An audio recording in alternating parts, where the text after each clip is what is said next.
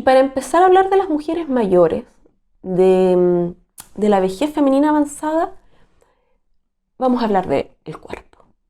Y yo les pregunto, mirando su propia experiencia de envejecimiento, porque recordemos que el envejecimiento no es algo que ocurra de un día para otro, ¿cuáles son las claves sociales que nos muestran que hemos envejecido o que estamos envejeciendo? ¿Ustedes han vivido alguna vez alguna experiencia que le ha hecho sentir que han envejecido? Por ejemplo,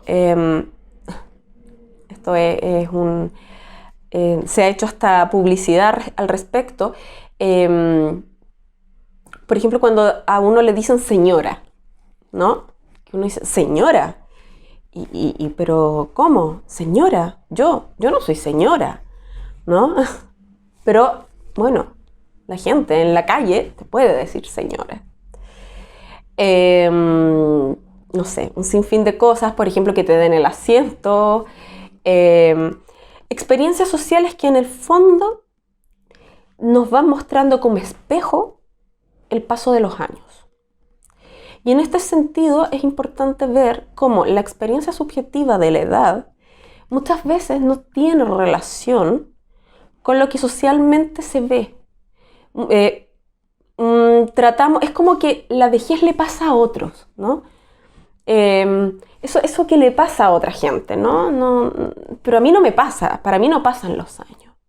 Hasta que, socialmente en la calle, nos dicen señora, nos dan el asiento, si te caes, todos corren a pararte a ver si estás bien. En fin, ¿no? Socialmente, la sociedad funciona como espejo que nos confronta, digamos, a nuestro cuerpo, ¿no?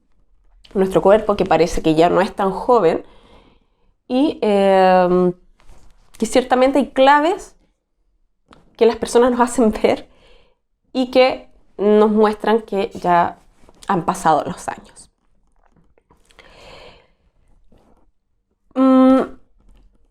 En términos de las mujeres de edad más avanzada, tenemos que recordar que la longevidad es un fenómeno propio de nuestro periodo, digamos, ¿no? Nunca antes en la historia se había visto que las personas viviéramos tanto tiempo. Esto es particularmente sensible en las mujeres porque las estadísticas nos muestran que somos las mujeres las que vivimos más. Pero el vivir más no implica vivir mejor. Vale decir, las mujeres podemos vivir más, pero envejecer peor. O tener una vejez más compleja, ¿no? Hay una serie de fenómenos como la feminización de la pobreza o la feminización de la vejez que nos dan cuenta de esto, ¿no? De que, por ejemplo, llegamos con menos salud o llegamos más pobres a la vejez avanzada. Nunca el ser humano había vivido tantos años. Hay personas, hay autores y autoras que hablan de la revolución, que esto es una verdadera revolución a la historia de la humanidad, ¿no? Pero no solo nos basta con que la medicina y la ciencia avance para poder vivir más, sino también es necesario poder hacerlo en buenas condiciones y en condiciones dignas. Por otra parte, otra cosa que ocurre en la vejez avanzada, sobre todo femenina, es la valoración del cuerpo. Y esto es particularmente sensible porque la corporalidad tiene un significado social, ¿no? El cuerpo es construido socialmente y es significado de forma social. También podríamos decir que efectivamente hay algo natural en el cuerpo que nace y muere, pero la construcción que hacemos de cómo lo entendemos tiene que ver con las construcciones sociales.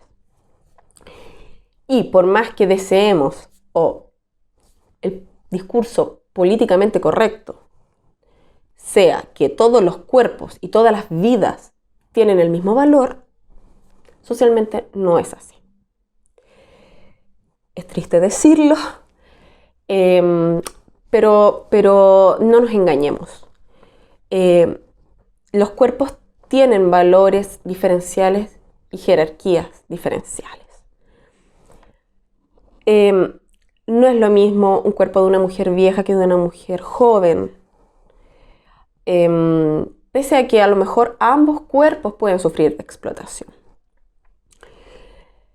Pero el cuerpo de las mujeres mayores sufre además un control, una expropiación, una explotación por no adecuarse, como ya lo habíamos visto, ¿cierto?, a los cánones de la corporalidad hegemónica, que es la belleza, ¿no?, el atractivo corporal, la delgadez, bueno, justamente tener la piel tersa, sin arrugas, mientras menos se nos vea el paso de los tiempos mejor. Lo podemos ver en un sinnúmero de publicidad. Y nosotros le hemos incorporado de esa manera. Es un piropo que a uno le digan, ¿no? Te ves más joven. O te queda bien ese corte, te hace ver con menos años. Por lo tanto, el sexismo y el edadismo, que ya habíamos visto en la primera unidad, son dos caras de una misma moneda. Ambos se ven como fuentes de exclusión social para las mujeres.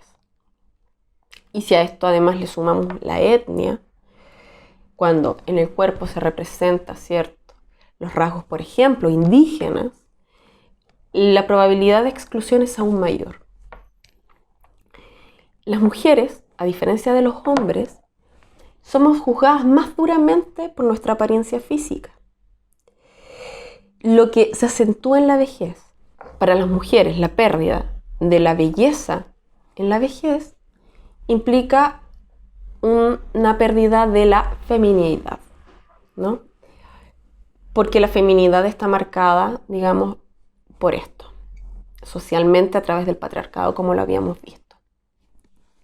Por lo tanto, socialmente hay cuerpos que son aceptados, ¿no?, y cuerpos que son rechazados, ¿no? Y todos estos cuerpos que son rechazados, como los cuerpos viejos, ¿no?, van a quedar en esta diferencia, en esta otredad, en este resto que no es parte del todo, ¿no? No solo cuerpos viejos dependientes, cuerpos viejos pobres, ¿no? Y que no solo tienen que ver con la estética, sino también tienen que ver con lo funcional que es al sistema. Por eso es que también cada vez son mayores las formas en que nos dicen que nos tenemos que mantener activos, ojalá productivos, que trabajar en la vejez no nos hace tan mal, porque nos mantiene activos y eso es muy bueno para la salud. Sí, lo cierto es que el tema de la funcionalidad del sistema productivo es un tema que también hace que nuestros cuerpos sean más o menos valorados. Por lo tanto, existiría una jerarquía que bloquea estos cuerpos, que bloquea cuerpos que son viejos, bloquea cuerpos que son viejos y pobres, bloquea cuerpos que son viejos, pobres y femeninos, ¿no? Porque no tenemos que olvidar que el cuerpo es donde también se liberan batallas de poder, ¿no?, como lo vamos a ver en la próxima unidad. Entonces podemos hablar de aquellos cuerpos que importan y que no importan, pero que de igual forma vamos a tratar de homogeneizar, la sociedad va a tratar de homogeneizarlos, ¿no?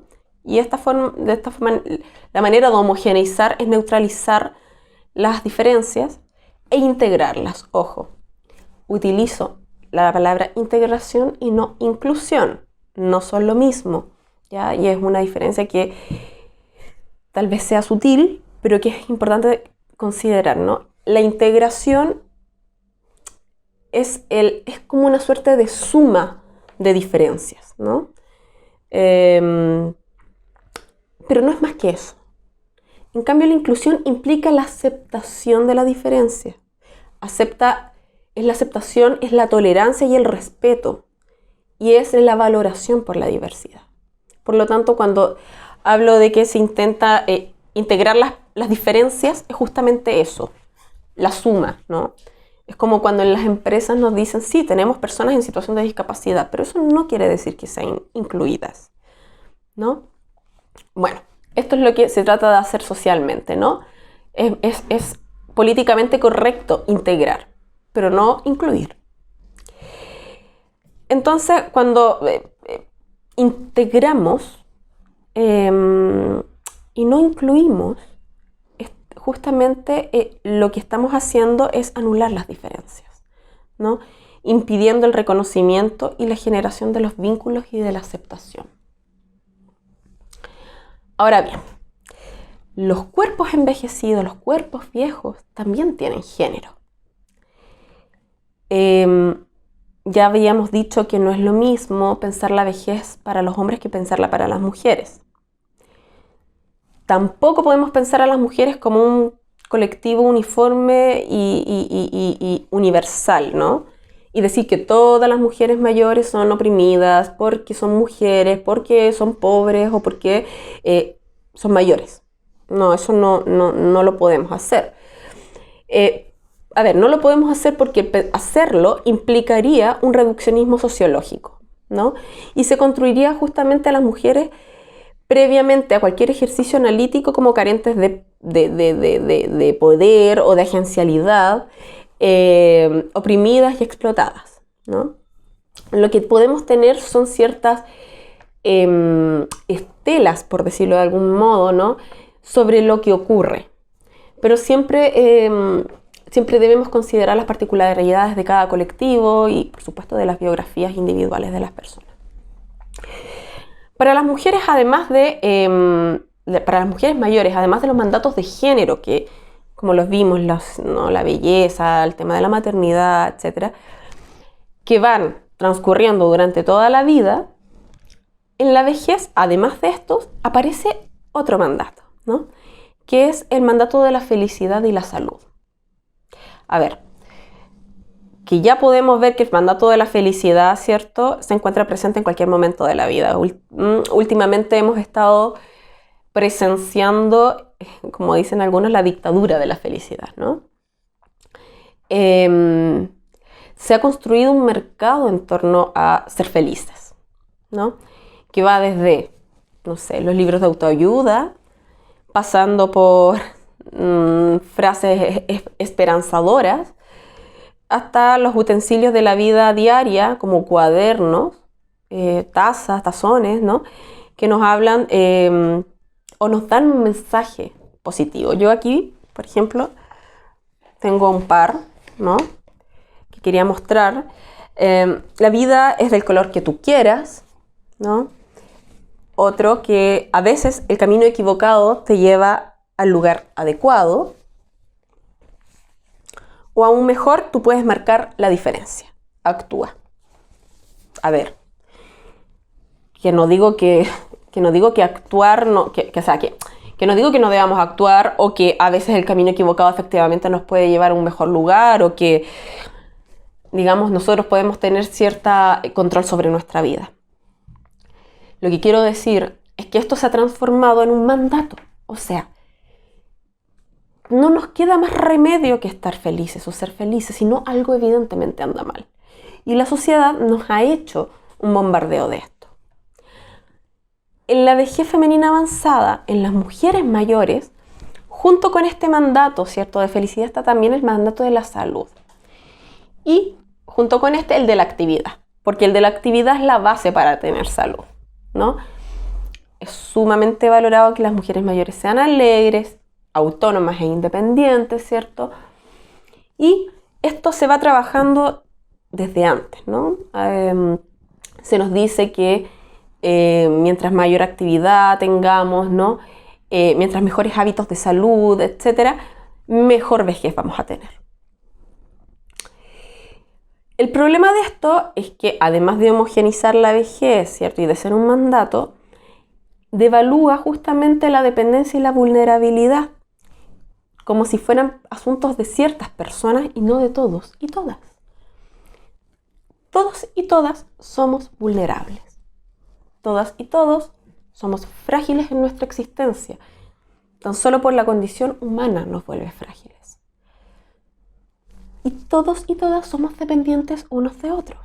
Que es cierto que en ciertos momentos de la existencia somos más dependientes, pero eso no quiere decir de que en el resto de nuestra vida no dependamos de otros y de otras. Por lo tanto, poner esto como mandato es peligroso, ¿no? Porque implica una presión moral que se vuelve inalcanzable.